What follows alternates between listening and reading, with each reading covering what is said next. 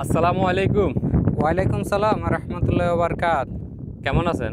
আলহামদুলিল্লাহ, আল্লাহর রহমতে ভালো আছি। আপনি কেমন আছেন? এই যে আলহামদুলিল্লাহ ভালো আছি। আপনার পরিচয়টা দিন। আমার পরিচয়, আমার নাম সাইদ। এলাকায় পিকন বলে ডাকে। আর আমার বাড়ি হলো ফেনীতে। ফেনীতে। কত বছর আগে কুয়েত আসছেন? আমি কুয়েত আসছি তো 8 বছর চলতেছে। 8 বছর চলতেছে, মাশাআল্লাহ, মোটামুটি অনেক পুরাতন। তো কুয়েতে কি কাজ করেন আপনি? আমি ড্রাইভিং করি। আমি আসছিও ড্রাইভিং বিষয়ে। কি ঘরের ড্রাইভিং না কোম্পানির ড্রাইভিং? কোম্পানির ড্রাইভিং। কোম্পানির ড্রাইভিং। আপনাদের কোম্পানির ড্রাইভিং কি সুযোগ সুবিধা পাওয়া যায় একটু যদি বলতেন আমাদেরকে। আমরা সুযোগ সুবিধা বলতে, আমরা তো সিকিউরিটি কোম্পানিতে করি, ড্রাইভিং করি। আমাদের তো হিসাবে 24 ঘন্টাই ডিউটি। সুযোগ পাইলে ডাকে, সুযোগ পাইলে ডাকে, এই পরিস্থিতি আর কি। মানে ডিউটির কোনো টাইম টেবিল না, নেই? ডিউটির কোনো টাইম টেবিল নেই। 24 ঘন্টা ডিউটি থাকে বলতে কি গ্যাপে গ্যাপে ডিউটি হয় এরকম না? গ্যাপে গ্যাপে ডিউটি হয়। যেমন মনে করেন যে কি শিফট ডিউটি আছে, যেমন সিকিউরিটিদেরকে আর সকালে মনে করেন যে ড্রপ করি, আবার মনে করেন যে ডিউটি শেষে ট্যাগ করি, এটা আর কি। আপনার কাজ কি? আমার কাজ, আমি শিফট ডিউটি করি, ক্যাশ ডিউটি করি, সব ডিউটি করি। যে কোম্পানিতে যারা ড্রাইভিং আছে তাদের সুযোগ সুবিধা কিরকম? প্রত্যেকটা কোম্পানি থেকে সেম সুযোগ সুবিধা না, এক এক কোম্পানির এক সিস্টেম? এক এক কোম্পানির এক এক সিস্টেম আছে। যেমন মনে করেন যে কি বড় বড় যে কোম্পানিগুলো, ওগুলোতে মনে করেন যে 8 ঘন্টা ডিউটি। আর মনে করেন যে কি অন্যান্য কোম্পানিতে যদি মনে করেন স্কুল কলেজের কন্ট্রাক্ট থাকে বা ইউনিভার্সিটির কন্ট্রাক্ট থাকে, তাহলে 12 ঘন্টা ডিউটি, ওরকম আর কি। আচ্ছা। আর কোম্পানিতে আসার পরে যে লাইসেন্সের একটা ব্যাপার থাকে, এগুলা কি নিজের টাকা দিয়ে করতে হয় না কোম্পানি করে দেয়?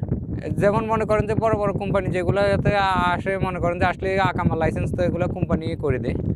কোম্পানি করে দেয়। আর টাকা পয়সা কি সম্পূর্ণ কোম্পানি বহন করে? সম্পূর্ণ কোম্পানি বহন করে বলতে মনে করেন যে কি এই যে আকামা যে ব্যাপারটা, আকামা লাগাইতে যে টাকাটা লাগে, ওটা কোম্পানি দিয়ে পরে মাসে এই স্যালারি থেকে মাসে মাসে কাটিং করে আর কি। তো তার মানে দেখা গেছে নিজের পাওয়ার থেকে যাইতেছে। ওইটাই। আর লাইসেন্স তো মনে করেন যে নিজের লাইসেন্স নিজে করতে হয়। আমাদের লাইসেন্স আমরা করতে হয়। লাইসেন্স কোনো কোম্পানির সাথে কোনো নাই, সংযোগ নাই লাইসেন্সে। আচ্ছা। আর এই দেশে আসার পরে যে ড্রাইভিং লাইসেন্সটা করতে হয়, এখানে কি ইন্টারভিউ দিতে হয় নতুন করে আনা? ইন্টারভিউ তো অবশ্যই দিতে হবে 100%। ইন্টারভিউ ছাড়া লাইসেন্স হবে না? না, ইন্টারভিউ ছাড়া লাইসেন্স হবে না। আরেকটা কথা হলো যে কি আপনার এখন বর্তমানে কুয়েতের যে পরিস্থিতি, আপনার দেশে অরিজিনাল লাইসেন্স লাগবে। অরিজিনাল লাইসেন্স ছাড়া এই দেশে মনে করেন যে কি ভিসা বের হবে না। লাইসেন্স অনলাইনে থাকতে হবে। অনলাইন করতে হবে? অনলাইনে থাকতে হবে। এই দেশে যখন মনে করেন যে আপনি ভিসার জন্য নাবানাও করবেন, তখন মনে করেন যে যদি অনলাইনে ভিসা না থাকে, তাহলে আপনার এখান থেকে ভিসা বাইর হবে না। অনলাইনে লাইসেন্স না থাকলে, বাংলাদেশের লাইসেন্সটা যদি অনলাইনে না দেখায়, তাহলে ভিসা বাইর হবে না। আগে তো একটা সিস্টেম ছিল যে বিভিন্ন অন্যভাবে করা যেত, একটা ডুপ্লি লাইসেন্স করে এই দেশের লাইসেন্স বের করা যেত। এখন কেউ সিস্টেমটা নাই? না না, ওই সিস্টেমটা এখন নাই, সম্পূর্ণ ওই সিস্টেমটা বন্ধ। এখন যখন আপনি মনে করেন যে একটা ঘরের জন্য, যদি ঘরের ড্রাইভারের জন্য যদি একটা ভিসা বাইর করতে যায়, তো যখন ভিসা বাইর করতে যাবে, যদি আপনার লাইসেন্স, বাংলাদেশের লাইসেন্স অনলাইনে না দেখায়, তাহলে ভিসা বের হবে না। এই জন্য আমরা অনেকের কাছে প্রশ্ন শুনি, অনেকে বিভিন্ন দিন আমাদের কমেন্ট করে যে ভাই আমি ভিসা জমা দিয়েছি 2 মাস 3 মাস হয়ে গেছে, আমার ভিসা এখন হচ্ছে না। তাহলে কি এই জন্য হচ্ছে না তাদের বিষয়টা? হ্যাঁ, এটার জন্য যারা মনে করেন যে কি বলতেছে যে কি, যেমন আমি লাইসেন্স বানাই দিতে দিছি, আমার রানার কার্ড আছে, তো ও রানার কার্ড দিয়ে ভিসার জন্য আবেদন করছে, রানার কার্ড তো অনলাইনে লাইসেন্স দেখাইতেছে না, এর জন্য বাইর হইতেছে না। আর তাছাড়া এখন মনে করেন যে কুয়েতের যে পরিস্থিতি, কুয়েতে ট্রাফিক আইন এত কড়া, যেহেতু মনে করেন যে কি এই ইশারা হামলা বলে, যেটা সিগন্যাল মনে করেন রেড লাইট যখন এসে যায়, তখন ক্রস করলে 150 দিনার, 150 দিনার। তো দেখা গেছে একজন ড্রাইভারের মনে করেন যে কি বেতন 80 দিনার, আমার বেতন 80 দিনার। তো দেখা গেছে মনে করেন যে কি একটা ইশারা হামলা যদি করে, রেড সিগন্যাল, এটাতে আসে 150 দিনার, 2 মাসের বেতন। আর যেমন স্পিরিট ক্যামেরা, এখন বর্তমানে মনে করেন যে কুয়েতের যে পরিস্থিতি, স্পিরিট ক্যামেরা পার কিলোমিটার 10 দিনার করে। এখন যদি আপনি 130 যদি একটা স্পিরিট ক্যামেরা খান 120-এর রোডে, তখন দেখা যাচ্ছে 10 কিলোমিটার বেশি 100 দিনার আসবে ওই স্পিরিট ক্যামেরায়। আর তাছাড়া মনে করেন যে যেমন যদি গাড়ি অ্যাক্সিডেন্ট হয়, আপনি যদি গাড়ির পিছনে মারেন, আপনার যদি রং হয়, গলত বলে হয়, তো গলত হলে আপনার 75 দিনার। আবার মনে করেন যে কি এর বেশিও হতে পারে। আর এর মধ্যে আমাদেরকে অনেক ধরনের প্রশ্ন করে, বিভিন্ন এই যে তালাবাদ কোম্পানিতে আসতেছে ড্রাইভিং বিষয়ে, অর্থাৎ গাড়ি দিয়ে তালাবাদ দিবে আর কি, ওদের বিষয়টা অনেক আটকে রয়েছে। তাদেরও কি সেম সমস্যা যে লাইসেন্সের জন্য অনলাইন লাইসেন্সের জন্য। আর তাছাড়া তলবাদের তো এখন পরিস্থিতি ভালো না আসলে। মানুষ সবাই বলে যে কি 1000-1200 দিনার ভিসার দালালেরা এই কথা বলে। অনেক লোকজন তলবাদ কোম্পানিতে আসি, পরে দেখা যায় কি 3-4 মাস 5 মাস 6 মাস আকামা হইতেছে না, লাইসেন্স হইতেছে না, এরকম অনেক লোকের সাথে দেখা হয়। অনেক লোক মনে করেন যে খানা নাই, দানা নাই, ডিউটি নাই, আজকে নিয়ে যাবে, ওইটা করবে, ইন্টারভিউ দিবে, ইন্টারভিউতে ফেল হইলে মনে করেন যে লাইসেন্স হচ্ছে না, ডিউটি নাই, এরকম অনেক অনেক লোকজন অনেক কষ্ট করে। বিশেষ করে মনে করেন যে কি ওই যে ইথিওপিয়ানি, যেমন মনে করেন যে কি নিগ্রোরা অনেক তলবাতের বিষয়ে আসছে, অনেকের সাথে দেখা হয়। আমাদের ব্রাকের সাথেও একটা ব্রাক আছে তলবাত কোম্পানির, ওই ব্রাকে দেখা যায় কি ওই ব্রাকের লোকজন অনেক মনে করেন যে কি টেনশনের ভিতরে থাকে, কান্নাকাটি করে, দেখা যায় আমাদের সাথে মনে করেন কথাবার্তা হয় এরকম অনেকের। আর তলাপাতের বিষয় আসলে যারাই আসতে চায় আসতেছে, এদেরকে গাড়ি কি কোম্পানি দেয় না নিজের টাকা দিয়ে গাড়ি নিতে হয়?